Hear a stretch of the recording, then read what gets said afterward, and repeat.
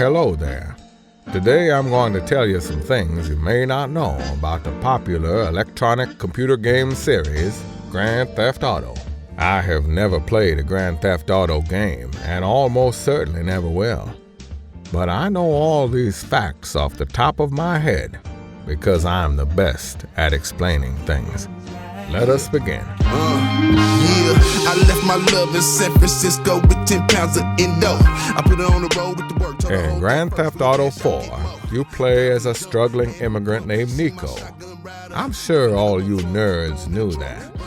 But you might not know that Nico's look was inspired by Sasha, the villain's right-hand man in the 2001 film Behind Enemy Lines.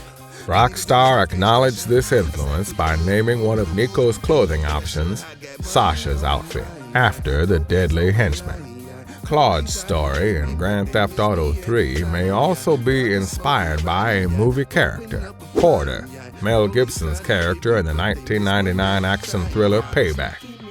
Like Porter, Claude was shot by his partners after a robbery and left for dead, causing him to seek revenge. In both the movie and the game, the old partners sent a hit squad to take him out. In the movie, they sent mob members. In the game, the Colombian cartel. Have you ever been in a balls-to-the-wall fight for your life against the Colombian cartel? Happened to me back in '79. Ooh boy, talk about a shitstorm. But that is a story for another day.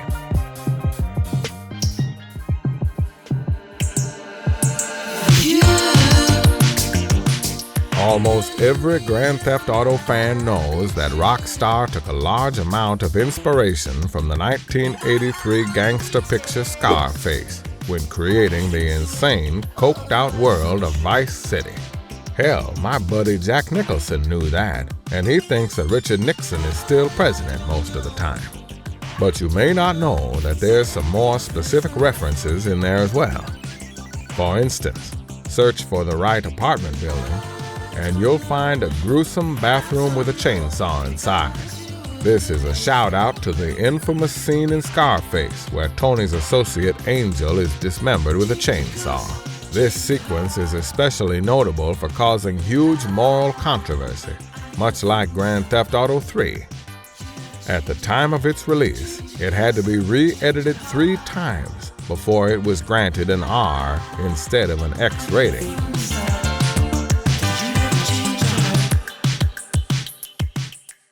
The Vercetti estate also bears an obvious resemblance to Tony Montana's mansion in Scarface.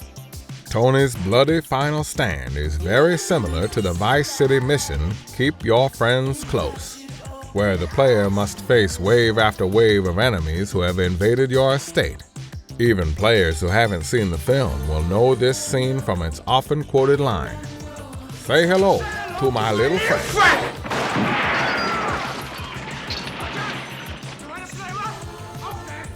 Are you noticing a common theme with these movies? Yes, they are all very violent. But more importantly, none of them feature me. This, in my opinion, is some colossal bullshit. How about throwing in a reference for all those Evan Almighty fans out there? Or hey, how about the Shawshank Redemption? That's a pretty violent movie. I mean, it's got Shank right there in the title. It's only the best goddamn movie ever made according to the biggest movie website in the world. But I digress. The point is that Grand Theft Auto references a lot of movies, and none of them are mine.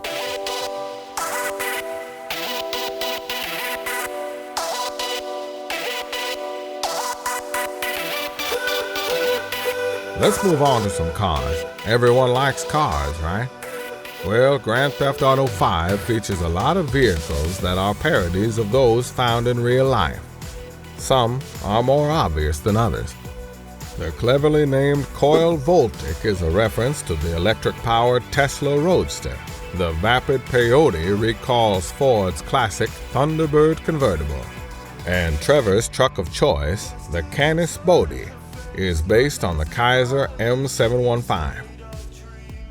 It is also worth mentioning that the Trafati Z-Type, which is based on the Bugatti Atlantic, Looks kind of like a car I drive in the 1989 Best Picture winner, Driving Miss Daisy. But how often do they reference it? You guessed it, not even once. I mean, come on. That's a heartwarming classic you can really sit down and have a good time watching with the whole family. What's a man got to do to get his movie referenced in one of these stupid things? Dismember some guy in a bathroom, apparently. Let's talk locations. The vast state of San Andreas was obviously inspired by Los Angeles and the surrounding area, but you may not know about all the specific locations that are recreated in Grand Theft Auto V. There's the big tourist spots like the Hollywood Bowl, which appears in the game as the Vinewood Bowl, or the Chinese Theater, a location called the Oriental in the game. Not all the locations are quite as well known, though. Take the Los Santos Observatory, which is a very accurate recreation of the Griffith Observatory found on a similar hill in LA, or the Van Krastenberg Hotel, a faithful recreation of the Roosevelt Hotel, an historic building that dates back to 1927. My personal favorite recreation is actually an Easter egg. The Playboy Mansion is quietly hidden away in northwest Richmond.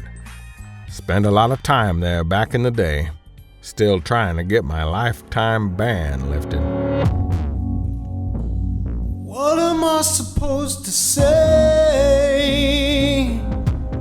Well, boys and girls, this is where I would normally make some sort of inspirational speech, which would undoubtedly change all of your lives for the better. But I'm old and tired. If you're watching this video, you're undoubtedly white, and chances are you're a dude too. So how's about you man up and share some of your own Grand Theft Auto references in the comment section below. And don't forget to like this video too. People worked hard on this shit. Oh, and you best subscribe while you're at it. That is, if you don't want me coming to your house to whoop your ass. Booyah! Alright, that's it, bitches. I'm out of here. Somebody said they'd buy me lunch, but I don't see anybody taking me to Chick-fil-A. Little strong bad reference there for you. Enjoy it.